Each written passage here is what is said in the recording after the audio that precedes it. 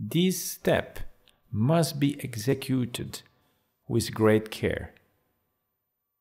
If we let too much or not enough space for enamel, we'll not end up with a good aesthetic result. We'll perform exactly the same for the next two cavities, class 3 cavities.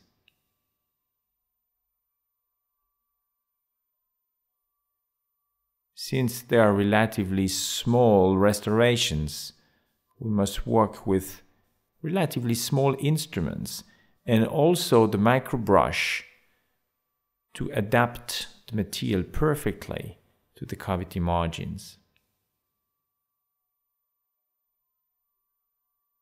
The use of magnifying lenses is extremely useful for performing this type of restoration. Each layer is light cured separately for 40 seconds while we apply dentin.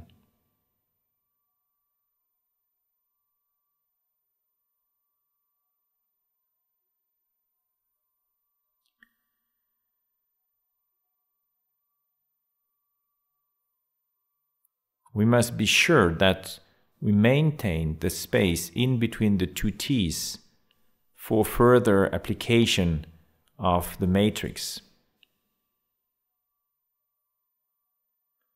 We'll apply a small amount of effect material, which is an intensive white color, to mimic the enamel hypocalcifications, which are relatively visible when teeth get dehydrated.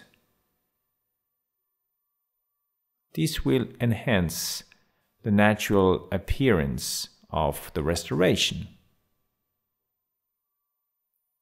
A pre-shaped matrix is applied to help developing a nice and natural proximal profile.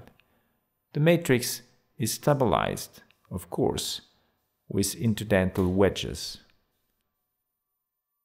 Soft wedges are more practical because they can be bended on one side or the other whenever needed.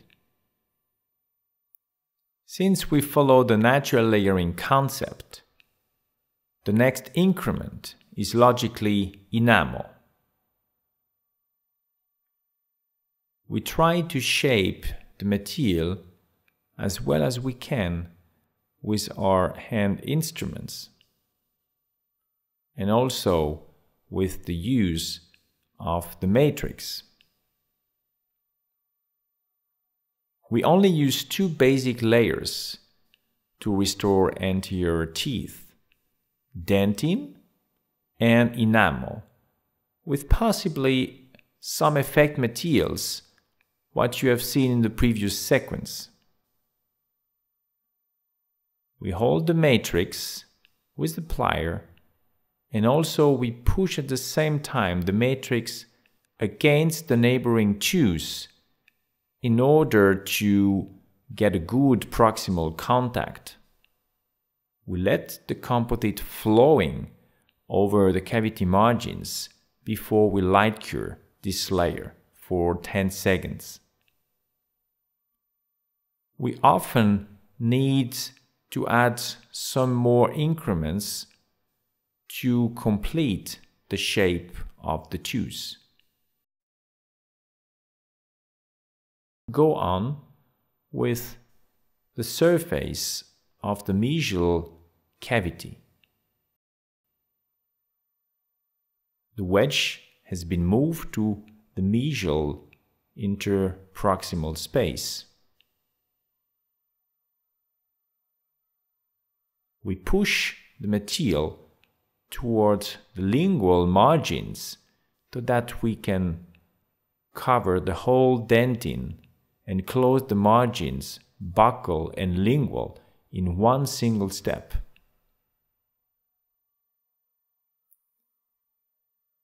We had to add some more material to cover the lingual margin of the distal preparation, and we hold the matrix before light curing this additional increment. You see now the completed restorations on tooth number 12. The matrix has been applied around the tooth 11 before the application of the final layer on that tooth, following exactly the same technique and procedures which you have seen on the previous tooth. We shape the material with our hand instruments on the buccal, on the lingual, proximal, and then we push the matrix back against the tooth before light curing the material.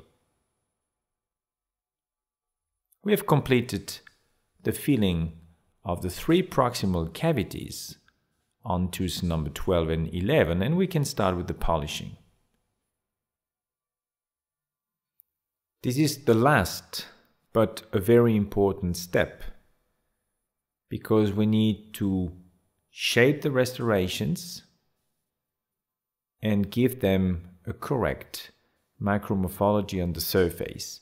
The first instruments which we use are discs for the proximal contours and the buccal curvature, followed by fine diamond burrs for minor corrections of the margins, interproximal spaces or cervical margins where disc cannot be used.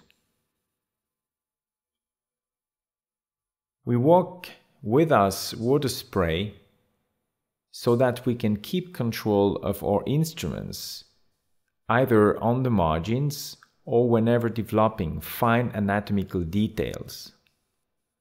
This might not be possible with the water spray.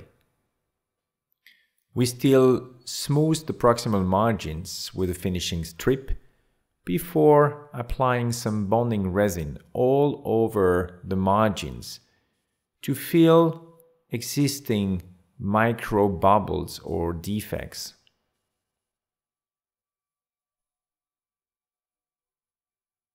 A last finishing of interdental spaces is performed before the polishing of the restoration surfaces with fine and extra fine discs.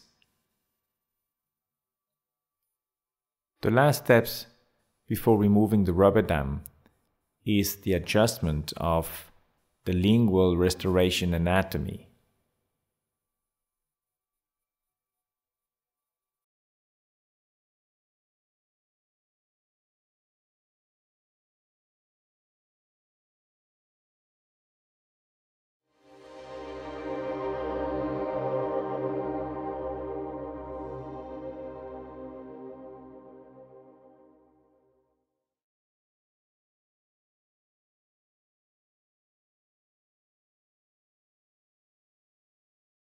The